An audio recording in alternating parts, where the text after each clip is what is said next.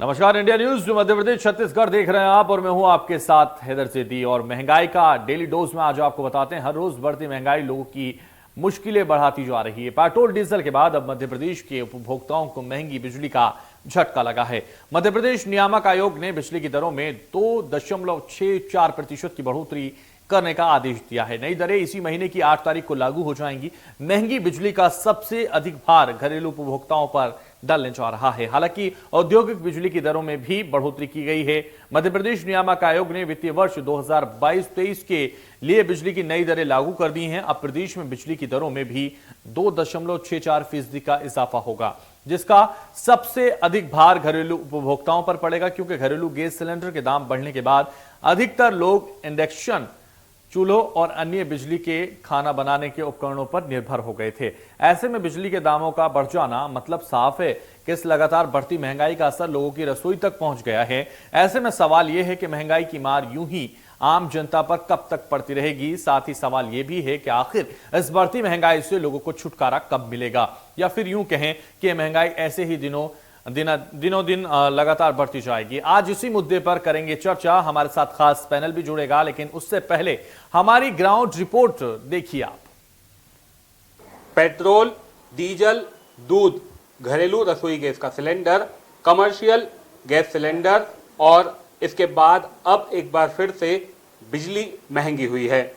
महंगाई की मार आम आदमी की कमर तोड़ रही है और घर का बजट बिगड़ गया है। आज हम खंडवा के एक घर में पहुंचे हैं और यहाँ से जानेंगे कि घर का बजट कैसे बिगड़ा है और लगातार जो महंगाई बढ़ रही है उसका असर जनजीवन पर कैसे हुआ है। अपना नाम रचना तिवारी लिखती हूँ। चूँकि देखिए, अभी जो जिस तरह से हर चीज़ के दाम बढ़ाए जा रहे हैं, अभी पेट्रोल डीजल के दाम, अभी पेट्रोल 114 रुपये हो चुका है, गैस की टंकी के 250, कमर्शियल उसके 250 रुपये बढ़ा दिए गए, दूध के 4 रुपये प्रति लीटर बढ़ गया है। आज से रसोई गैस भी महंगे, मतलब बिजली भी महंगी हो गई। तो कहीं ना कहीं मुझे ऐसा लगता है हम मध्यम वर्गीय परिवारों के लिए तो ये बहुत कठिन समय आ गया है। मैं ऐसा कहूँगी कि अगर ये अच्छे दिन थे तो हमारे पुराने दिन ज़्यादा बेहतर थे। इस समय महिलाओं के लिए बजट के अनुसार घर चलाना बड़ा मुश्किल जा रहा है। पुराने समय में सस्ता था थोड़ा सामान, बजट अच्छा चल रहा था। और आज तो इतना, मतलब कि गैस की टंकियाँ बहुत महंगी हो गई है। एक एक टंकी पे कम से कम 200, 250 रुपये बढ़ चुके हैं। अब उसको कैसे हमने मैनेज करना, ये समझ में नहीं आ रहा है। बहुत महंगाई बढ़ चुकी है। बिल्कुल महंगा। घरेलू रसोई गैस का सिलेंडर महंगा हुआ था तो इंडक्शन सहारा बना हुआ था, लेकिन अब जब बिजली महंगी हुई है तो क्या मैनेज हो पाएगा, कैसे मैनेज करेंगे, हम जानने की कोशिश करते हैं। बहुत परेशानी का सामना करना पड़ेगा, बच्चे लोग भी है, घर चलाना मुश्किल है। एक पेंशन में हम क्या करेंगे इतनी महंगाई को देखते हुए। पहले जब गैस महंगी हुई थी तो इंडक्शन थोड़ा सहारा बना था। हाँ। अब बिजली महंगी होगी तो क्या इंडक्शन चला पाएंगे? नहीं चला पाएंगे। महंगाई की मार आम इंसान पर लगातार पड़ती जा रही है। महंगाई बढ़ती जा रही है और मार इंसान के ऊपर पड़ती जा रही है। लगातार जो है पेट्रोल डीजल के दाम महंगे हो रहे हैं, रोज़ाना वृद्धि हो रही है। वहीं जो गैस सिलेंडर है वो भी बेहद महंगा हो गया है। खाने पीने के पदार्थ जो हैं वो बेहद महंगे हो गए, और अब जो बिजली है वो भी कहीं ना कहीं महंगी होने जा रही है। ये देखिए, बिजली का जो मीटर है ये अब और ज़्यादा तेज़ी से घूमेगा और लोगों के घर का बिजली का जो बिल है वो और ज़्यादा महंगा आएगा। अब जो महिलाएं हैं, जो गृहिणियाँ हैं, जो कामकाजी महिलाएं हैं, काम भी करती हैं, घर भी संभालती हैं, वो किस तरह से अपने बजट को मैनेज करेंगी, ये उन महिलाओं से जानते हैं। मैं आंगनवाड़ी कार्यकर्ता हूँ। तो काम भी करती हैं, घर भी संभालती हैं। अभी तक तो गैस सिलेंडर, डीजल, पेट्रोल ये सब कुछ महंगा था, आपकी रसोई पर खासा फ़र्क पड़ रहा था। बिजली भी महंगी हो जाएगी, कैसे देख रही हैं? बहुत ज़्यादा परेशानी होगी। हम लोग की तो पेमेंट भी इतनी कम है, 10,000 है, और 10,000 में पूरे घर को मैनेज करके चलना बहुत मुश्किल वाली बात है। और आज ही से बिजली के रेट भी बढ़ गए हैं। अब तो हम लोगों को और ज़्यादा परेशानी होने वाली है। कम पेमेंट में हम इंडक्शन भी नहीं खरीद पा रहे हैं, हमको बहुत परेशानी होती है, काफ़ी दिक्कत, बहुत ज़्यादा परेशानी होती है। कैसे मैनेज करती हैं फिर बजट, घर का काम, रसोई को कैसे मैनेज करती हैं? बहुत परेशानियों से करते हैं। कई बार तो हमको दूसरों से लेकर भी घर को चलाना पड़ता है। फिर जब पेमेंट होती, जब हम फिर उनका पैसा देते हैं। बहुत फर्क पड़ रहा है, क्योंकि बहुत महंगी हो गई है सिलेंडर। बहुत परेशानी होती है, हर घर का मैनेज करने में दिक्कत होती है। क्या कहना चाहिए? थोड़ा कम होना चाहिए। बहुत ही ज़्यादा वो है, बहुत यानी दिक्कत होती है हर चीज़ संभालने में, अपना घर का मेंटेन करने में दिक्कत होती है। सिलेंडर महंगा, बिजली महंगी, जिस तरह से बिजली के अब बिल बढ़ने वाले हैं, रसोई गैस के दाम वैसे ही बढ़ चुके हैं, अब बिजली का बिल भी जो है वो बढ़ के आएगा जब लोगों का, तो कितनी परेशानी होगी, ये एक बड़ा सवाल है। तो महंगाई कम होनी चाहिए, यही इन महिलाओं का कहना है। छिंदवाड़ा से मैं आफाक हुसैन, इंडिया न्यूज़ के लिए। तो जनता की गुहार, महंगाई कम करो सरकार, महंगाई का डेली डोज कर रहा है लोगों को परेशान। हमारे साथ राजेंद्र अग्रवाल इस वक्त जुड़ गए हैं। याचिका करता है आपने याचिका इसके लिए डाली है, लेकिन आपके पास सबसे पहले आपका इंडिया न्यूज मध्य प्रदेश छत्तीसगढ़ पे स्वागत है। और सीधे आपसे राजेंद्र जी मेरा सवाल है, जिस तरह से महंगाई की मार लगातार पड़ रही है, रसोई में लगातार महंगाई की मार जारी है, और गाड़ी की अगर हम बात करें तो पेट्रोल डीजल भी बढ़ता जा रहा है, लेकिन अब बिजली की मार, और ये बड़ा असर जनता पर डालने वाली है। किस तरह की याचिका आपने दायर की है? वर्ष 2022-23 के लिए जो टैरिफ बढ़ाए हैं, इसके लिए जो टैरिफ बढ़ाए हैं, इसमें हमारे सहित करीब 73 लोगों ने आपत्ति प्रस्तुत की थी। आपत्ति में मुख्य रूप से ये था कि आप जो बिजली के रेट बढ़ाने चाहते हैं, उसकी अपेक्षा आप कार्य क्षमता में बढ़ाइए, कंपनियों की कार्य दक्षता बढ़ाइए, तो आपको बिल्कुल रेट बढ़ाने की जरूरत नहीं पड़ेगी। कमीशन ने हमारी बात को एक हद तक सुना है। उन्होंने विद्युत कंपनियों 39 से 16 करोड़ रुपए घाटे का बताते हुए टैरिफ 8.71% बढ़ाने की मांग की थी। उसे कंपनी ने 11 से 81 करोड़ रुपए ही स्वीकृत किया है और 2.64% रेट बढ़ाए हैं। इस रेट बढ़ाने से जहां सामान्य उपभोक्ता जो पूर्व से ही पेट्रोल डीजल की महंगाई से परेशान है, वह और अधिक परेशान होगा। इसके अलावा इंडस्ट्री में भी जो है, इंडस्ट्री के भी रेट 3% लगभग बढ़ा दिए गए हैं। इंडस्ट्री के रेट बढ़ने से उपभोक्ताओं को भी अल्टीमेटली जो सामान है वो महंगा मिलेगा, तो वह एक इनडायरेक्ट कास्ट भी उनको देना पड़ेगी। अतः महंगाई बढ़ना स्वाभाविक है। पेट्रोल डीजल भी उद्योगों को लगता है और बिजली भी उद्योगों में लगती है, तो उद्योगों का रेट बढ़ जाएगा। तो ये जो याचिका आपने डाली है राजेंद्र जी, ये कौन से कोर्ट में डाली है और याचिका पर सुनवाई हुई कोई? नहीं, याचिका हम लोग कमीशन में ही डालते हैं। कमीशन ही जब वो रेट डिसाइड करता है, उसके पहले आपत्ति बुलाता है। उस आपत्ति में हमने दिया है। उस आपत्ति पे काफी जोरदार तरीके से उनको बताया था कि ये जो 39 से 16 करोड़ का घाटा बता रहे हैं, यह पूरा काल्पनिक है। कार्य दक्षता में इनकी जो कमी है और बिजली चोरी रोकने में इनकी नाकामी है, वो सबको हम लोगों ने बहुत अच्छे तरीके से उनको विस्तृत विवरण दिया और तथ्य दिए और उनसे बिजली के रेट बढ़ाने ये जो बिजली के दाम बढ़ रहे हैं, जो टैरिफ बढ़ने वाला है, इससे आप बिल्कुल सहमत नहीं है? ना सिर्फ आप बल्कि मध्य प्रदेश की जनता भी इससे परेशान है। नहीं, ऑलरेडी मध्य प्रदेश में टैरिफ बहुत ज्यादा है जी। अन्य प्रदेशों से छत्तीसगढ़ में जो हमारा टैरिफ है मात्र 70% है, गुजरात में भी करीब 65% टैरिफ है। तो ये टैरिफ बढ़ना प्रदेश की जनता के लिए बहुत घातक है, बहुत बड़ा घातक है। इसलिए हमारे साथ विनीता जायसवाल भी जुड़ गई हैं। विनीता जायसवाल जी गृहिणी हैं और इंडिया न्यूज पर आपका स्वागत है। विनीता जी, आपके पास आना चाहूंगा और आपसे हम ये समझना चाहेंगे, क्योंकि लगातार जिस तरह से पेट्रोल डीजल के दाम बढ़ रहे हैं और भी महंगाई लगातार बढ़ रही है, और अब रसोई तक ये जिस तरीके से गैस सिलेंडर के दाम बढ़े, रसोई तक आप बजट बिगाड़ चुके होंगे। अब ऐसे में अब बिजली के रेट भी बढ़ रहे हैं, ये कितना बड़ा परेशानी का सबब आपके लिए बन सकता है एक गृहिणी के तौर पे? जी देखिए, गृहिणी का बजट जो है वो सीमित रहता है कि उसको घर का पूरा जो खर्च है वो इतने पर्टिकुलर फिक्स्ड रुपीस में चलाना है। अब उसमें यदि 100 रुपए करके भी बढ़ोतरी गैस में हो गई, पेट्रोल वाली चीज यदि कहीं आना जाना उसको ऑटो से पड़ रहा है या खुद के व्हीकल से आना जाना पड़ रहा है ना, बिजली मिनिमम बिजली यदि हम बचत भी करना चाहें, है ना, तो जो जरूरत की चीजें हैं कि जिस कमरे में अभी गर्मी एकदम से बढ़ गई है, तो ऐसा हम नहीं कह सकते कि पंखा ही बंद करके बैठे या कूलर भी नहीं चलाए क्योंकि गर्मी तेज है। सो ये जो बजट गड़बड़ाता है, इसके कारण बहुत सारी चीजों में एकदम से उथल पुथल हो जाती है। कई बार किसी चीज को जो जरूरी है लेकिन फिर भी मन मार के कई बार होल्ड करनी पड़ती है। कई बार ऐसा होता है कि गैस, ऐसा नहीं है कि 56 पकवान बन रहा है, लेकिन दिन भर का जो भोजन बनेगा, नाश्ता बनेगा, चाय बनेगी, दूध गर्म होगा, दोपहर का भोजन है, दाल सब्जी रोटी है, ये तो बनेगा और गैस चलेगी, उतनी चलेगी ही चलेगी। उसमें कटौती करना भी संभव नहीं है। भाई कटौती हम वेस्टेज पे कर सकते हैं कि ये वेस्टेज है, लेकिन गैस में किस चीज की वेस्टेज? तो वो तो हमारी खपत होनी ही होनी है। और उसमें कहीं ना कहीं सरकार को ये ध्यान देना है कि उस हिसाब से, जिस हिसाब से महंगाई बढ़ रही है, उस हिसाब से वेतन में वृद्धि तो होती नहीं है। जितना प्रतिशत ग्रोथ या जितना प्रतिशत ग्रोथ मिलनी चाहिए महंगाई के हिसाब से, उतनी वो तो होती नहीं है। हर चीज में महंगाई देखा जाए परसेंटेज वो बहुत ज्यादा बढ़ गई है। तो महंगाई की जो परसेंटेज बढ़ रही है उससे काफी कुछ बजट बिगड़ने की पूरी उम्मीदें हैं। और एज ए गृहिणी के तौर पर आप देख रही हैं कि लगातार ये महंगाई लोगों के लिए घातक बनती जा रही है। अब हमारे साथ शैलेंद्र शर्मा हैं, एमपीईबी एडवोकेट हैं वो, और सीधे आपके पास आना चाहूंगा और आपसे स्वागत है आपका। और सीधे स्वागत के बाद आपसे सवाल है मेरा, और सवाल यही है कि जो महंगाई बढ़ रही है, अब बिजली की महंगाई भी लोगों के ऊपर पड़ जाएगी, उनकी जेब पर भारी अटैक होगा। ऐसे में क्या वजह है जो ऑलरेडी टैरिफ इतना महंगा होने के बाद भी, बिजली इतनी महंगी होने के बाद भी क्यों बढ़ाई जा रही है मध्य प्रदेश में बिजली के रेट? नमस्कार। हेलो जी शैलेंद्र शर्मा जी, हम सुन रहे हैं आपको, बताइए, पूरा देश सुन रहा है।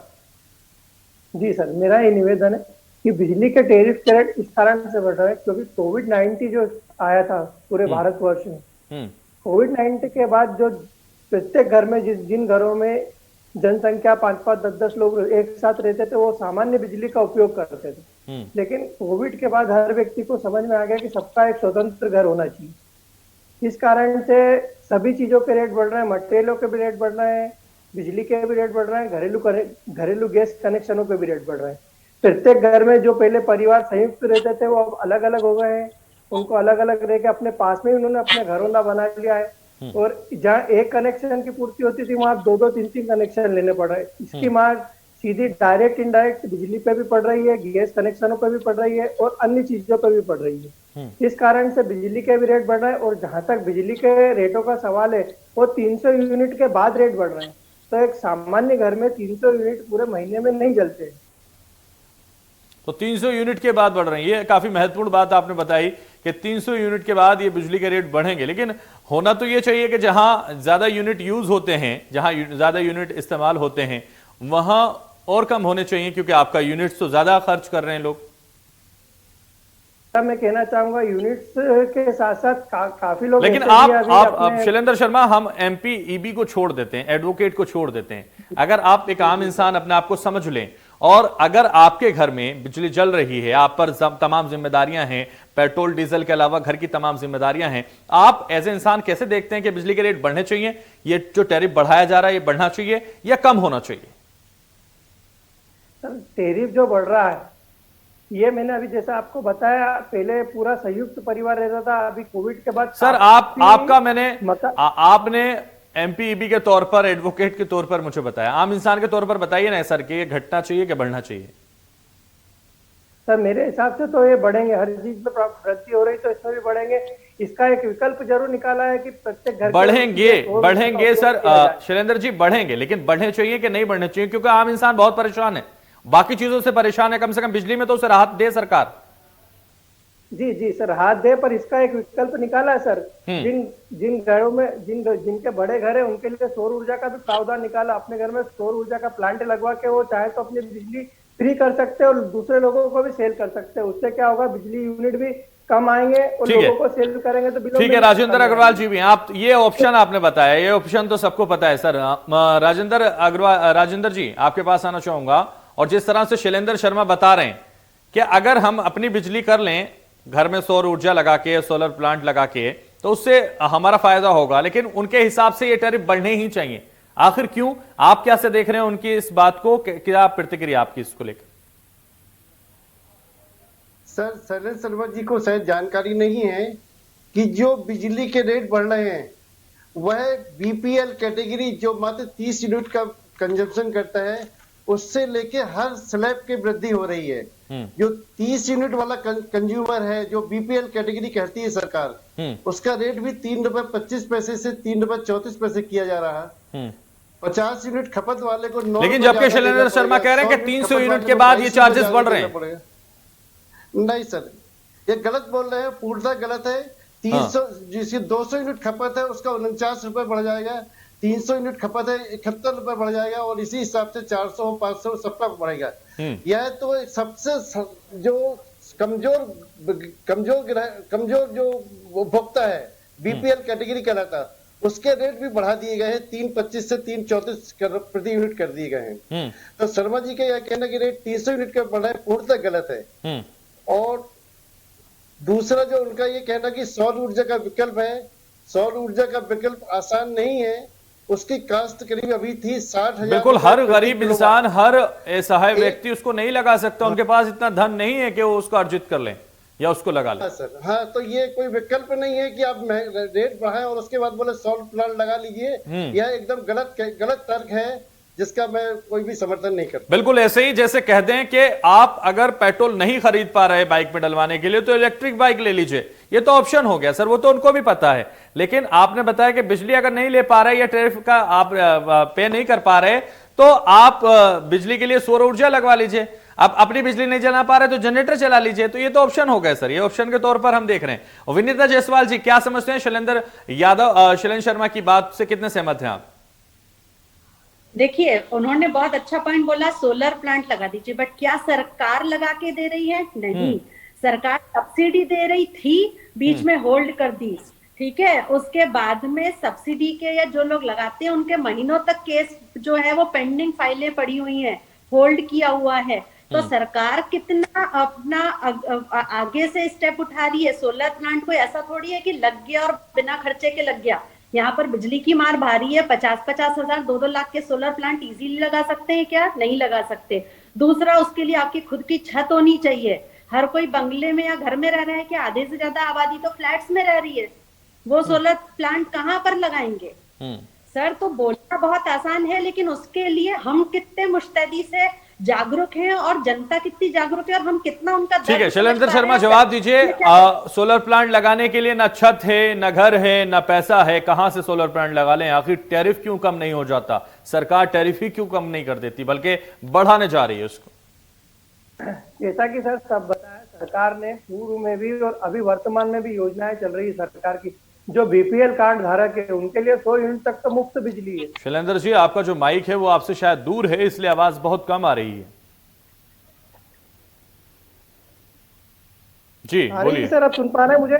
जी जी, अब सुन पा रहे हैं मुझे? जी बोलिए सर। जैसा कि सरकार ने 100 यूनिट तक तो बीपीएल कार्ड धारकों को बिजली मुफ्त कर रखी है। जैसा अभी बताया था कि बीपीएल कार्ड धारकों का 3.25 ऐसा कुछ लग रहा है, तो बीपीएल कार्ड धारकों के लिए मुफ्त बिजली है। 100 यूनिट के बाद जो यूनिट बनते हैं उसमें भी उनको एक क्राइटेरिया, जैसा कि इनकम टैक्स में फिक्स रहता है, इसके बाद स्लैब रहता है, ऐसा स्लैब डाल रखा है। उस स्लैब के हिसाब से वो पैसा दे रहे हैं। और जहां तक ये है गैस से और पेट्रोल से बिजली को जोड़ा जा रहा है, वो बिल्कुल ही अलग है। गैस और बिजली का दोनों का बहुत अंतर है सर। गैस के लिए भी देखा जाए तो उन्होंने सीएनजी पाइपलाइन अलग से डाली हुई है, उसमें भी 40 रुपए किलो गैस मिल रही है। आप लगवाएंगे तो हर जगह आपको आसानी होगी। और जहां तक मैडम ने बताया मल्टी है, तो आज के युग में जो मल्टियां बन रही है उसके ऊपर जो बिल्डर बना के दे रहे हैं, तो उसमें ऑलरेडी सोलर प्लांट लगा के दे रहे हैं। और उसमें जो योजना है, ये उस योजना में लिखा हुआ कि अगर सोलर प्लांट नहीं लगाते हैं तो उनको शासकीय अनुमतियां नहीं मिलेगी। तो ऑप्शन दे रहे हैं सीधे तौर पर विनीता जायसवाल को, जो फ्लैट्स मिल रहे हैं उसमें ममटियां बना के दे रहे हैं, उसमें सोलर प्लांट भी लगा के दे रहे हैं। तो अब क्या ये जो अपना घर है वो छोड़कर उसमें जाकर रह लें? सरकार दे रही है। ऐसा मेरा कहना नहीं है, ऐसा मेरा कहना नहीं है। अगर ये चाहें तो पूरी मल्टी वाले एक के ऊपर सोलर प्लांट लगा सकते हैं, ऐसा नहीं है। पर्टिकुलर इनकी समस्या नहीं है, तो समस्या सभी की टैरिफ बढ़ रहा, तो सिर्फ टैरिफ। लेकिन शैलेंद्र शर्मा वो रास्ता नहीं बताएंगे जो जनता के हित का होगा, वो रास्ता नहीं बताएंगे जो टैरिफ कम हो सकेगा, वो रास्ता नहीं बताएंगे कि जनता को उसका फायदा पहुंचे किसी तरह से और कम खर्चे में उसका फायदा हो जाए। वो रास्ता बताइए ना सर। एमपीईबी में तो अधिवक्ता हैं आप, किस तौर से सरकार इसको सही कर सकती है, सरकार इसको कम कर सकती है, वो बताइए। जनता के हित का फायदा बताइए। सरकार तो समय समय पर योजना लाके बिलों को भी माफ करती है और बिलों को भी माफ किया है। और अभी एक योजना आने वाली है जिसमें कोविड-19 में जिन लोगों के भी बिल अत्यधिक आ गए थे, जिन लोगों ने बिल नहीं भरे तो उनको माफ कर रही है सरकार। जिन लोगों ने बिल नहीं भरे कोविड-19 में, उनके बिल माफ कर रही है सरकार। ये योजना आने वाली है, आपको पहले से ही पता है? सर सुनिए सर, अक्टूबर 2020 तक के बिल थे उन सभी को माफ किया गया है, उनमें संशोधन किया गया। ठीक है राजेंद्र अग्रवाल जी, जो अक्टूबर 2020 तक के बिल थे वो सारे माफ कर दिए सरकार ने, फिर भी आपको परेशानी है, फिर भी याचिकाकर्ता बन रहे हैं आप? नहीं सर, ये जो बात है शैलेंद्र शर्मा जी उस बात को घुमा रहे हैं। हम बात इस पे कर रहे हैं कि जो टैरिफ बढ़ाए गए हैं इससे जनता को क्या फर्क पड़ेगा। जनता को पेट्रोल डीजल गैस के बाद ये बिजली के रेट की मार पड़ी है और यह बात एक बीपीएल श्रेणी से उपभोक्ता से लेकर सभी श्रेणी के उपभोक्ताओं को पड़ी है, उद्योगों को पड़ी है और इससे पब्लिक प्रभावित होगी। ये इसका मुख्य पॉइंट है। ठीक है विनीता जी, जिस तरह से शैलेंद्र जी कह रहे हैं कि 2020 तक के जो अक्टूबर के बिल थे वो माफ किए गए, क्या ये सही लगता है आपको? आपका भी कुछ माफी हुई है? जी नहीं, मैं सहमत नहीं हूँ। इनफैक्ट माफ नहीं हुए हैं। उस वक्त जो है कुछ महीने तक रियायत देकर बाद में एड ऑन करके बिल आया है ना, बाद में उसमें जोड़कर अनाप शनाप बिल आया है। और जब पूछा गया है तो बोलते मैडम माफ नहीं था, ये तो उस दौरान जो है वो छूट। ठीक है छोटा सा रिएक्शन शैलेंद्र शर्मा से और उसके बाद चर्चा को समाप्त करूंगा। शैलेंद्र जी, ये तो कह रहे हैं कि कोई माफी नहीं की गई और बल्कि वो बिल बाद को आ गया ऐड होके। नहीं, ये गलत है सर। सही क्या है सर? ये गलत है, ऐसा कुछ नहीं। बिल माफ किए हैं अक्टूबर 2020 तक के और उन बिलों में जिन लोगों ने उसके बाद भी बिल नहीं भरे, अक्टूबर 2000 बाद के बिल, उन बिलों में संशोधन भी किया गया, उनको रियायत दी गई कि आप किस्तों में इनको क्या सच्चाई है इसका जवाब जनता देगी। याचिकाकर्ता भी याचिका डाल रहे हैं और जनता भी आवाज उठा रही है और गंभीरता से जो पॉलिसी मेकर हैं उन्हें भी इस पे सोचना होगा कि जनता को जरूरत है रियायत की, जनता को जरूरत है मोहलत की, इसलिए उनको इन टैरिफ दरों में कमी करनी होगी। इस मुद्दे के साथ फिलहाल इस चर्चा को समाप्त करेंगे। बहुत शुक्रिया शैलेंद्र हमारे साथ जुड़े, विनीता जी हमारे साथ जुड़े, हमारे साथ राजेंद्र जी जुड़े। फिलहाल इस चर्चा में बस इतना ही, दीजिए मुझे इजाजत और आप देखते रहिए इंडिया न्यूज मध्य प्रदेश छत्तीसगढ़।